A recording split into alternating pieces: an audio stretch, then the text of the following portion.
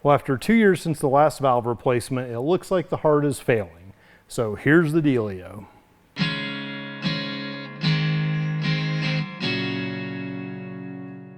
As you saw in the 18-month video, last fall I was told that the ejection fraction had dropped from 45% to 41% in that first year after getting the rhythm all fixed post-heart valve replacement surgery. At that time, I still felt decent, but I did notice there was a little bit of degradation in my breathing capacity compared to where it had been a year ago. I'd been losing weight for the Texas Mile all last year, and I lost around 25 pounds, I think, when it was all said and done.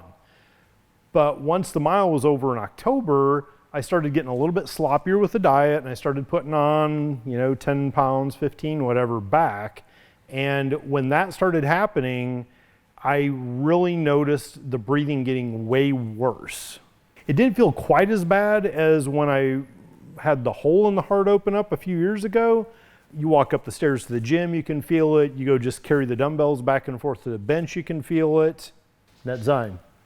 By Thanksgiving, I was the heaviest I'd been. I think I'd put on 17 pounds of what the 25 I'd lost since Texas Mile. Went out for pizza one night, ate too much, and that night breathing was labored just laying still in bed after that.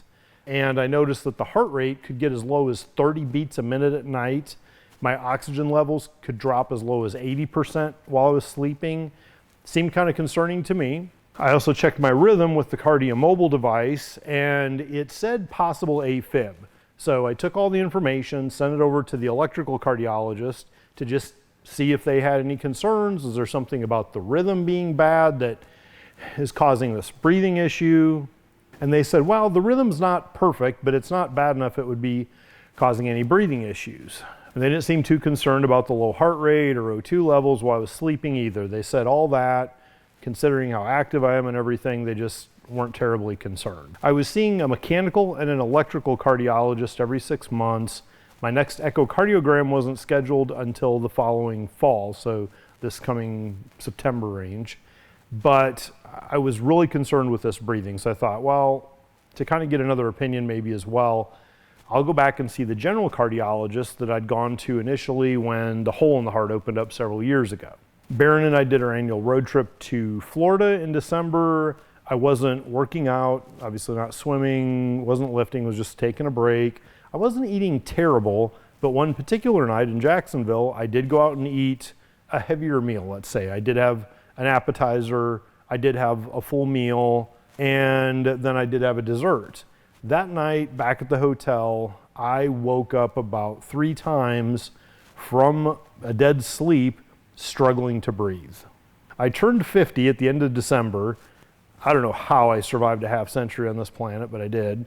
Anyway, got through that, got back to work in January, and about a week into it, I had one particular meeting that was high stress. It was all politicking and positioning instead of productivity, and I hung up and I thought, the doctors have said I have very limited time, that the heart is failing, that it seems to be getting even worse faster with this breathing. I know the stress from work isn't good for it either. What am I still doing here? So I submitted my intent to leave the company at the end of January. And I felt an instant wave of relief just wash that stress away. In the second half of January, I had my appointment with the general cardiologist and brought him up to speed. What he said is, yeah, 41% isn't good, but your breathing is well beyond worse than a 41%. And I said, the rhythm seems okay, which you just confirmed with your EKG, blood pressure, everything else seems all right. Do you see anything else it could be besides the heart is just failing faster and faster, which according to the research I did, it does kind of seem like once it starts dropping, it really tanks. He said, well, no, I don't know what else it could be, but let's schedule another echo as soon as we can, do another test and see where your EF is now. January 31st was the last day of my professional career. And instead of the standard, hey, if you want to stay in contact, you can catch me on LinkedIn or whatever, I put, if you want to stay in contact, I put a picture of a Ouija board Might as well get a laugh out of it, right? And it's no environment for someone with a failing heart like mine, because it would just shorten the time I have left even more. And it is not how I want to spend the time that I have left. What I did is traded stress of the work environment in for stress of dealing with my new full-time effort, doctors, medical appointments, testing, insurance, benefits office, documentation, which is a whole different level of stress. As of today, just short of 2 years from the open heart surgery I had for the valve replacement, I'm still managing through all those different aspects I just mentioned. In March, I have a new echocardiogram test scheduled. I have 4 doctor's appointments. That would be the general cardiologist, the mechanical, the electrical, and the PCP. When the point does come to pulling out of my 401k, then there's the whole challenge of figuring out how not to get reamed by the IRS any worse than normal, because at 50 years old, I'll have to pay tax on what I pull out, but I'll also have to pay a 10% penalty unless I either do an annuitization, which ties up the money for a minimum of 5 years at a fairly low return, or to get a disability approved through the IRS to avoid that 10%. One of the things I noticed in talking to a new PCP was, he said, well, honestly, to me, you look fairly active and in decent shape. And I realized at that point that the fact that I've been trying to live clean and eat clean and exercise and get my sleep and minimize my stress and do all the right things, that's actually going to work against me, because somebody like that PCP that looks at me and says, oh, he looks active, he's probably okay, that's going to hurt me more than if I just drank all day in the backyard, smoked, ate terrible, sat on the couch like Jabba the Hutt and got huge. Then it would be easier to say, oh, I have an issue. As you can see, at a time when I really need to be minimizing my stress, it's easier said than done. Another question I get asked a lot is, have you looked into heart transplant? When I went through the surgery last round, nobody ever mentioned anything about a transplant option. In fact, the surgeon and the mechanical doctor both independently made comments about, once this valve is done, your time is probably up. Nobody's going to want to open you again, too high risk, etc. If you recall from the earlier video, at one point when I asked the NP about, is transplant an option, she said that no, for 2 reasons. One, nobody's going to want to open me up again, as the other doctors had said.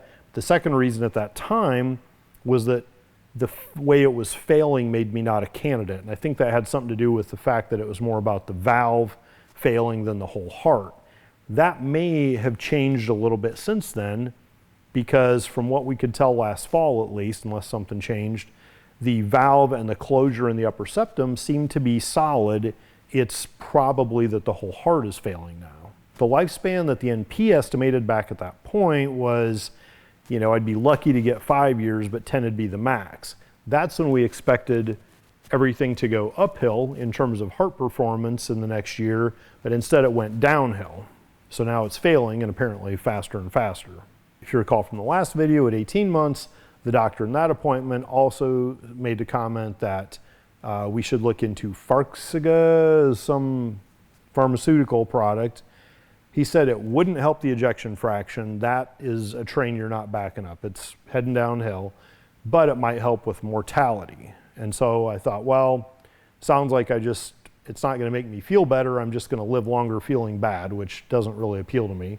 It also, after doing a little research, operates on the concept of lowering blood sugar. So it's something prescribed for diabetics and for heart patients, but I know I'm not the average heart patient or heart failure patient, and so I really hesitate to do something that's going to jack with blood sugar as it is. Is that going to make me feel more sluggish, even more than I am already? Lots I have to think about there. Obviously, everything hinges on this next echo in a few weeks to see what that tells us. Now, before the last surgery, the echo wasn't actually telling us there was a problem. It wasn't until I went and did the stress test on the treadmill with the Darth Vader mask where it actually showed there's a big issue here because it wasn't a leak, it was a stenosis. And so we'll do the echo. That may show a problem or it may not, and we may need to go do the test. Either way, we may need to go do the test on the treadmill with the Darth Vader mask to see how the lung capacity and breathing and, not just laying there still for the echo, but actually under active load on the treadmill, because that's going to give you a lot more information about that heart performance, both at rest and under load. Depending on what comes from all those tests and the diagnosis, I'll of course continue to research, get second opinions, things like that, to see if there's any magic Terminator hearts on the shelf they can throw in me. But at some point, I also have to accept that you can't keep chasing miracles that don't exist, and it's best to just enjoy what time I have left. It's not like I haven't been doing this my whole life, but now, more than ever, it's time to just live for today. Fortunately, I got half a century of experience in it. If you haven't done so yet, please subscribe to the channel, click on the link below, click the little bell for notifications when new videos come out, check out the YCC merch store and see if there's anything you like, and live for today.